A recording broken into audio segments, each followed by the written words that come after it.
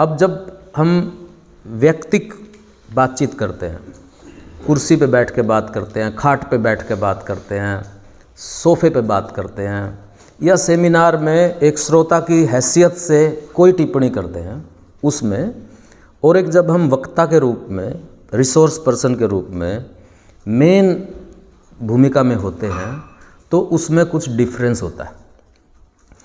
वो थोड़ी सी बात मैं रखने जा रहा हूँ कि भाई हम अपने आप को इस पे डिस्कशन हो रहा है कि कैसे तैयार करें एक वक्ता के रूप में, एक रिसोर्स पर्सन के रूप में। हमारी जो खुद की आत्म छवि है, जो हमारी खुद की तैयारी है इस बात के लिए, वो क्या क्या डिमांड करती है। एक पब्लिक स्पीकर जो कि जनसंवाद करना चाहता है, उसके लिए उसको खुद को कैसे प्रिपेयर करना पड़ेगा। विषय कोई भी हो, सब्जेक्ट कोई भी हो, चाहे शहीदी दिवस हो, चाहे महिला दिवस हो, चाहे अंबेडकर जयंती हो, कोई भी हो, विषय कुछ भी होगा, लेकिन उस विषय के संबंध में जो श्रोता हैं वो क्या अपेक्षा करते हैं हमारे से, वही जो चीज़ है वो वक्ता को प्रिपेयर करनी पड़ेगी। तो उसमें कई रोल होंगे, मैं सिर्फ संकेत करूंगा, बाकी डिस्कशन में चीज़ें आएंगी। कि देखिए, कोई भी विषय हो, एक वक्ता को कई भूमिकाएं निभानी पड़ती हैं, क्योंकि जो श्रोता है वो ना वैरायटी है उसके अंदर। उसमें बहुत कम पढ़े लिखे लोग भी बैठे हुए हैं और बहुत बौद्धिक लोग भी होते हैं, एक्सपर्ट भी होते हैं, भाषाओं में भी फ़र्क होता है, अलग अलग कल्चर से लोग आ रहे होते हैं। तो वो जिस समूह को जब हम जनता कहते हैं, जन कहते हैं, तो वो ना एक मिक्स ग्रुप होता है। उस मिक्स ग्रुप के लिए एक किस तरीके से कैसे संवाद किया जाए, ये हमेशा वक्ता के सामने एक चुनौती होती है। इसीलिए एक जगह पे एक वक्ता बहुत ही फिट होता है, लेकिन दूसरी जगह पे वो वक्ता एकदम फेल हो जाता है। क्यों? क्या रीज़न होता है? वक्ता में कोई कमी नहीं है। तो ये हमें हमेशा पब्लिक स्पीकर को ऑडियंस की अपेक्षा, जिनसे हम संवाद कर रहे हैं, उनका जो पूर्व ज्ञान है, वो पहले से जो जानते हैं और जो हमारे से अपेक्षा करते हैं, इसका असेसमेंट करना होता है किसी भी उसको। तो कई भूमिकाएं होती हैं। जैसे एक भूमिका होती है इतिहासकार की। एक वक्ता को हिस्टोरियन होना चाहिए, वो इतिहास लिखे, मैं ये नहीं कह रहा हूँ, जो एक इतिहासकार काम करता है वो होना चाहिए। इतिहासकार क्या करता है? इतिहासकार एक संदर्भ देता है, चीज़ों का कंटेक्स्ट देता है। इतिहासकार का क्या काम है? एक कंटेक्स्ट देता है चीज़ को, बात को वो कंटेक्स्ट देगा, हिस्टोरिकल उसमें लेकर के जाएगा कि जो भी विषय कोई भी हो, कि उसका क्या ऐतिहासिक संदर्भ था, कौन सी शक्तियाँ थी उस टाइम पे मौजूद। यदि हिस्टोरिकल बात है, यदि आज की बात है, तो कौन सी शक्तियाँ हैं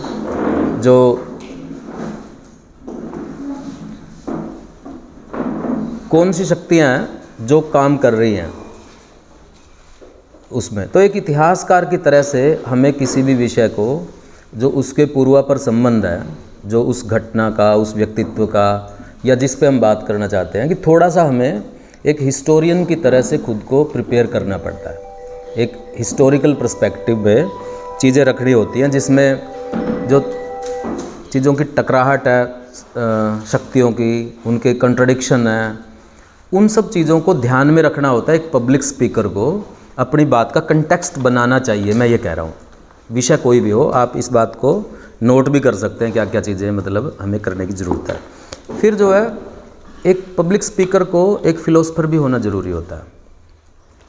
फिलोसफर क्या करता है? फिलोसफर का क्या काम है? फिलोसफर एक पर्सपेक्टिव प्रदान करता है, कंटेक्स्ट देता है। हिस्टोरियन, फिलोसफर जो है पर्सपेक्टिव देता है, भविष्य की बात बताता है कि आगे क्या संभावित है, और जो पूरा मानवीय संकट है किस तरीके से है। तो एक जैसे फिलोसफर सोचता है, उस फिलोसफर की तरह से कि जो छोटे छोटे टुकड़े टुकड़े जो एक्सपीरियंस हैं, टुकड़े टुकड़े जो घटनाएं हैं, उन सब घटनाओं को वो एक फिलोसफाइज कर देता है, एक पूरी विचारधारा के साथ जोड़ देता है कि किस तरीके से एक जगह का एक्सपीरियंस दूसरी जगह के एक्सपीरियंस के साथ वो मिला हुआ है। एक एग्जाम्पल कहीं हो रहा है, लेकिन हम उसका इस्तेमाल दूसरे स्फीयर में कैसे करते हैं। तो एक फिलोसफर प्रदान करता है। छोटी छोटी जो चीज़ें होती हैं तो एक फ़िलोसफर की तरह से एक पब्लिक स्पीकर को होना चाहिए, वो भी उसके अंदर भी, क्योंकि लोग उम्मीद करते हैं, इसलिए बताएंगे फिर आगे क्या करें जी, आपने समस्या तो सारी बता दी, समाधान क्या है इसका, रोल शुरू हो जाता है। तो एक घटना कहीं दुनिया में घटित हुई है, उसका हमारे से क्या संबंध है, उस घटना का हमारे से क्या संबंध है। यदि हमारे पास एक फ़िलोसफर की नज़र है कि कैसे चीज़ें जुड़ी हुई हैं आपस में, तो वो हम उसको अपने इस्तेमाल में कर पाएंगे, वो हमारे काबू में होगी। तो इस एक ये चीज़ है। फिर जो है एक और बड़ी इम्पोर्टेंट प्रोफेशन है, उसका नाम है एडवोकेट, वकील। एक वकील होना पड़ता है जो पब्लिक स्पीकर है उसको। वकील क्या करता है कि वो दोनों तरह के जो पक्ष और विपक्ष की जो चीज़ें हैं कि फेवर में क्या है और अगेंस्ट क्या है, तो वो एक मुकदमा बनाता है कि जो भी विषय है हमारा, उसके फेवर में क्या क्या चीज़ें आ रही है, उसके पक्ष की क्या चीज़ें हैं और उसके विरोध की क्या क्या चीज़ें हैं, वो भी हमें नोट करना होता है कि किसी भी विषय पर जो हम बोल रहे हैं कि इसके खिलाफ कौन सी चीज़ें हैं उसकी सूची बनाओ, और जो उसके पक्ष की चीज़ें हैं उसकी सूची बनाओ। इससे क्या होगा, इससे ये होगा क्योंकि यदि कोई विपक्ष का बंदा आपसे सवाल पूछ रहा है तो आप उसको एड्रेस कर सकते हो, क्योंकि आपके ध्यान में पहले से वो बात है, और जो आप पक्ष रखना चाहते हैं उसको और मजबूती से रख सकते हो। और जो विपक्ष है यानी कि दूसरा पहलू है किसी भी समस्या का, किसी भी बात का, तो उसको वो कहाँ से आ रहा है उसकी अंडरस्टैंडिंग करने में, उसको समझने में ये चीज़ मदद करता है हमारी। इसलिए एक पब्लिक स्पीकर के अंदर चीज़ों को पक्ष विपक्ष में देखने की बुद्धि, तर्क, ये सब होना चाहिए कि वो वकील की तरह से एक चीज़ को देखे step wise, point two point, point two point, point two point, कि किस में क्या चीज़ है। उसी से हमें जो विपक्ष है यानी कि जो उस विषय का, उसके विरोधाभास समझ में आते हैं, उसी से कॉन्ट्रडिक्शन समझ में आती है, उसी से हमें उसकी अपर्याप्तता समझ में आती है कि नहीं ये पूरी बात नहीं है, इसके बाद क्या होगा क्या होगा क्या होगा, मतलब उसी से ये बात हमें समझ में आती है। फिर जो है एक और बड़ी पब्लिक स्पीकर के लिए सबसे इम्पोर्टेंट चीज़ है ये कि उसको ना एक साहित्यकार भी होना चाहिए। क्या करता है साहित्यकार? साहित्यकार की चीज़ है संवेदनशीलता और भावना। यदि आप एक सेंसिटिव तरीके से, मतलब आप अपनी लैंग्वेज में चीज़ों को प्रस्तुत करने में, यदि, क्योंकि एक पब्लिक स्पीकर है आप, तो आपकी कनेक्टिविटी कैसे बनेगी फैक्ट्स के साथ? आप वकील नहीं है, वकील का टूल यूज़ कर रहे हैं आप हिस्टोरियन नहीं है, हिस्टोरियन का सिर्फ टूल यूज़ कर रहे हैं आप फिलोसफर नहीं है, आप फिलोसफी का टूल यूज़ कर रहे हैं। लेकिन लिटरेरी आदमी का आपको इस्तेमाल करना पड़ेगा। क्यों? क्योंकि आपको पब्लिक स्पीकर है, आप अपने लोगों के ऊपर इम्पैक्ट डालना है, प्रभाव डालना है। तो जो साहित्य की संवेदनशीलता और उसकी इमोशन जो कि उसके अनेक चीज़ों में होती हैं, उस पर हम डिस्कशन करेंगे भी क्या क्या चीज़ें हैं। थोड़ा सा हमें अपनी लैंग्वेज को कि जैसे कहते हैं ना, बिल्कुल दिल से छूगी। कब छू जाती है दिल से बात? कब छू जाएगी? तो उसका कैसे हम प्रयोग करें, ये भी ध्यान में रखने की ज़रूरत है।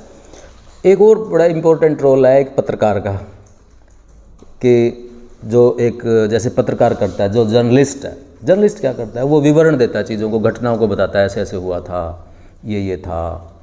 अब वो उसमें कितना तटस्थ है, कितना एक्यूरेट बताएगा, किस तरह से वस्तु स्थिति है, एक पर्टिकुलर चीज़ को कैसे जनरलाइज कर देगा, ये सब उसके गुण होते हैं। तो एक पब्लिक स्पीकर को एक पत्रकार की नज़र भी यदि उसके पास है तो वो ज़्यादा कनेक्ट कर पाएगा, अपनी बातों को ज़्यादा बता पाएगा। और इसी तरीके से एक थोड़ा सुनकर आपको ऐसा लगेगा, धर्मगुरु का रोल भी आपको, मतलब एक पब्लिक स्पीकर को ज़रूरत है कि जिस तरीके से लोग क्यों जाते हैं धर्मगुरुओं के पास, उनके पास वो क्यों जाते हैं कि वो जो एक नैतिक संबल है व्यक्ति को, एक जो हीलिंग टच जिसको बोलते हैं कि हाँ हो जाएगा, ये जो धर्मगुरु का एक जो रोल होता है, जिस वजह से लोग वहाँ पे जा रहे हैं, वो सहारा देता है उसको, तो वो भी हमारे पास थोड़ी सी होने की ज़रूरत है। और फिर जो है एक तरीके से जो वैज्ञानिक समाजशास्त्री है कि किस तरीके से वो चीज़ों का सामाजिक तथ्यों का विज्ञान के साथ, तथ्यों के साथ, तर्क के साथ विश्लेषण करे। तो इतने मोटे मोटी बातें हैं ये कि एक पब्लिक स्पीकर को ये सब चीज़ें होनी चाहिए। फिर एक चीज़ आती है, देखो पब्लिक स्पीकिंग में बहुत सारे उदाहरण देने पड़ते हैं, क्योंकि वो पब्लिक है ना। आपको बहुत मुश्किल बात सरल करके समझानी होगी, इस तरीके से समझानी होगी कि बंदे के दिमाग में चिपक गई, अब ये नहीं उतरती। तो वो उसका तरीका क्या होगा? उसमें बहुत सारे उदाहरण उसमें बहुत काम करते हैं, उसमें उदाहरण काम करते हैं बहुत सारे। अब वो उदाहरण कैसे होने चाहिए हमारे उसमें? देखो ये तो मोटी बात है, जनजीवन से होने चाहिए, उसके होने चाहिए। लेकिन उसमें भी ना कुछ इंपॉर्टेंट चीज़ें होती हैं, उसके अंदर भी ना कुछ ऐसी चीज़ें होती हैं, जैसे बच्चा है, यानी कि कोई ऐसा कॉमन ग्राउंड ढूंढो जिसके बारे में सब लोग अच्छा ही ख्याल रखते हैं, जैसे बच्चे के बारे में। और ऐसी अनेक चीज़ें मिलेंगी, जैसे नेचर के बारे में, जैसे नदी के बारे में, मतलब अनेक चीज़ें ऐसी मिलेंगी जिसके प्रति सबकी श्रद्धा है, जिसको सब लोग ही ये मानते हैं कि हाँ, उसके बारे में आप कुछ बोलोगे, उसका सहारा लेके कुछ बोलोगे तो वो बात पहले से ही स्वीकार हो जाएगी आपकी। मतलब एग्ज़ाम्पल किस चीज़ का दें? एग्ज़ाम्पल में हमारे क्या चीज़ें रहें, ये कुछ ऐसा कॉमन ग्राउंड जो जिसकी पहले से ही स्वीकार्यता है, अपने एग्ज़ाम्पल को उस तरीके से, उस एग्ज़ाम्पल को हम अब इस तरीके से सेट करें। फिर ना कई चीज़ें होती हैं, जैसे अब पब्लिक स्पीकिंग में क्या होता है आमतौर पे, देखो जो लोग भ्रमित हो जाते हैं, क्यों हो जाते हैं? मतलब हमारे सबके सामने ये है कि लोग यार बका लिए, फलां संगठनों ने बहका लिए। क्यों बहक जाते हैं लोग? देखो एक उनकी स्ट्रेटजी होती है, यानी कि आप उसका इस्तेमाल भी कर सकते हैं और जो आपके पलट के सवाल आएगा तो आप उसको पहचान भी सकते हैं।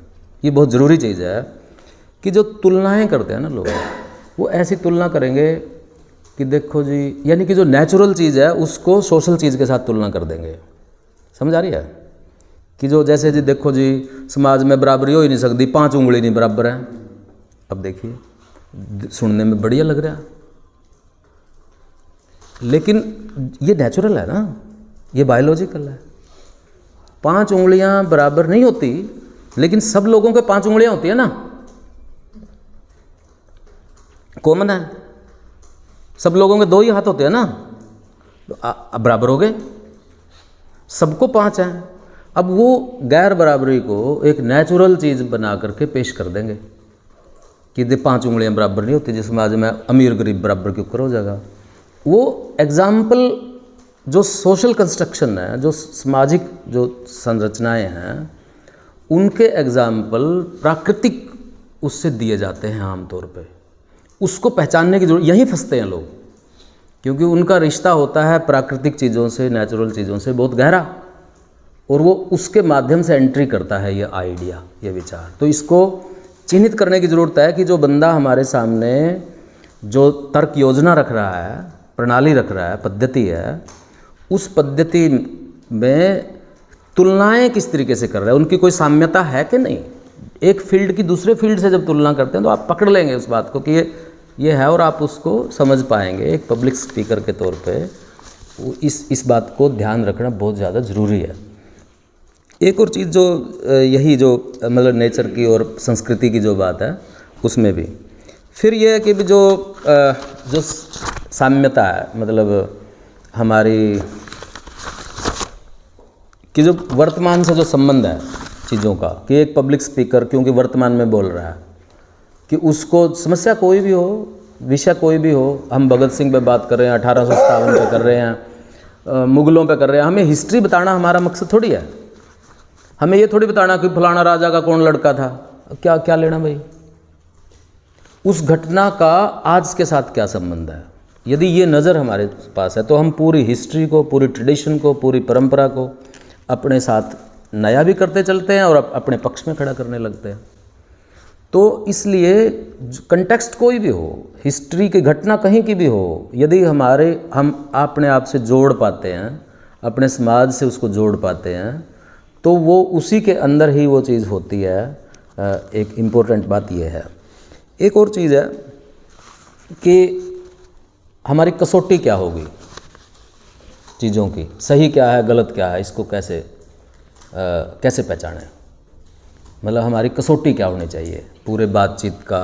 देखिए कसौटी तो बिल्कुल अपने नाम में ही है जो ये मिशन बनाया, स्वतंत्रता, समता, बंधुता, और इसमें न्याय और सेकुलर डेमोक्रेसी जो धर्मनिरपेक्ष लोकतंत्र है, इस पे हम किसी भी चीज़ को कसें। जैसे मैं बहुत ज़्यादा उदाहरण देता हूँ, आप सब भी देते हैं, गांधी जी का जंतर हर +2 तक की किताब में छपा है कि जो अंतिम व्यक्ति के हित में है वो सही है, वो उचित है, वो नीतिपूर्ण है, वो करने योग्य है, वही सच है।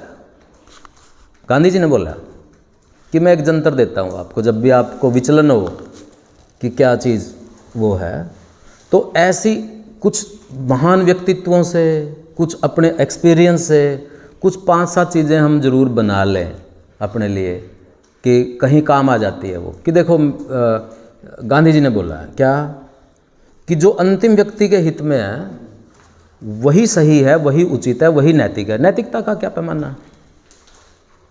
तो उसका पैमाना जो अंतिम व्यक्ति है उसके फ़ायदे में है कि नहीं, निजीकरण उसके फ़ायदे में नहीं, सांप्रदायिकता उसके फ़ायदे में नहीं, मतलब ये जितनी भी चीज़ें हैं, ये जो असमान वितरण है दौलत का या किसी भी चीज़ का, वो उसके फ़ायदे में नहीं। तो ये कसौटी हमारी ये है, ये जो मूल्य हैं कि भी किस तरीके से इस पे कस के देखें हम हर विचार को। देखने में बहुत सारे विचार ऐसे लगेंगे कि हाँ बात तो सही कह रहा है, सही है वो बात, क्योंकि हर विचार का कोई ना कोई एंगल तो है ही, किसी न किसी आधार पे वो जगह बनाते हैं। लेकिन उस आधार को ब्रेक कैसे देंगे आप, हमारे उसमें कैसे हम दूसरे विचार के खिलाफ या उसके पक्ष में या उसके विपरीत अपना तर्क कैसे निर्मित करेंगे, उसकी कसौटी क्या होगी, हम सही हैं कि नहीं हैं। हमेशा थोड़ी कोई किताब या कोई महापुरुष हमें आके बताएगा क्या सही है क्या गलत है। जब पब्लिक स्पीकिंग में कोई सवाल पूछ रहा है, आप कैसे आंसर करेंगे हम? उसका कारण यही होगा कि हम इस दृष्टि से उसको देखेंगे उस बात को, तो ये हो जाएगा। फिर ना कुछ चीज़ें ऐसी होती हैं पब्लिक स्पीकिंग में कि जो हमें नहीं करनी चाहिए सचेत तौर पे। जैसे बहुत ही माइक्रो लेवल के एग्जाम्पल हैं, मतलब आप व्यक्तियों के उदाहरण देना शुरू कर दोगे तो व्यक्तियों के दूसरे उदाहरण भी हैं, बहुत ही माइक्रो लेवल। जैसे बहुत ही ऐसी हिंसक शब्दावली होती है, भेदभावपूर्ण चीज़ें होती हैं सोसाइटी में, बचना है, मतलब किन से बचें, कौन सी ऐसी चीज़ें हैं कि जिससे हमें नहीं, ये प्रयोग नहीं करने। समाज में चल रही है लेकिन हम यहाँ से नहीं बोलेंगे उस चीज़ को, तो वो आपको आपकी सारे व्याख्यान की सारी बात का प्रभाव ख़त्म कर सकती है एक बात ही। मतलब उससे बचने की ज़रूरत है कि लाउड नहीं होना है हमने, कि भाई हमने जोश में आकर के कोई ऐसी चीज़ नहीं बोलनी है कि आपका जो सारा किया हुआ है वो लेके बैठ जाए। तो ऐसी कुछ चीज़ें ज़रूर बनाने की ज़रूरत है कि ऐसे शब्द हैं जो बहुत सारे कि बदले की भावना वाले, आक्रोश वाले, उन चीज़ों को मतलब देखना वैसे भी उसके मूल्यों के खिलाफ है ये। और फिर जो चीज़ें हैं कि भाई कैसे इसमें करें। देखो एक और चीज़ होती है, पब्लिक स्पीकर सबसे अच्छा क्या होगा, जो एक ना आशा जगाता है। आपने देखा होगा बहुत सारे पब्लिक में सुनते हैं हम, ख़ासतौर पर जो यहाँ साथी बैठे हुए हैं उनमें ज़्यादातर लेफ़्ट बैकग्राउंड है। सारे संबोधन में क्या है कि अमेरिका आ जाएगा, फिर थारा सत्यानाश हो जाएगा, बीजेपी आ गई तो तुम बिल्कुल ही ख़त्म हो जाओगे। यानी कि आपको भय नहीं, बहुत ज़्यादा भयाक्रांतता पब्लिक को कभी वो नहीं करती। आप उसको और डरा रहे हो। चाहिए क्या? लालू क्यों पॉपुलर है? जो पॉलिटिक्स ऑफ लिबरेशन है जिसको हम बोलते हैं, जब आप हंसते हो, जब आप पब्लिक स्पीकिंग में ठाका लगाते हो, तो आप लिबरेट कर रहे हो लोगों को।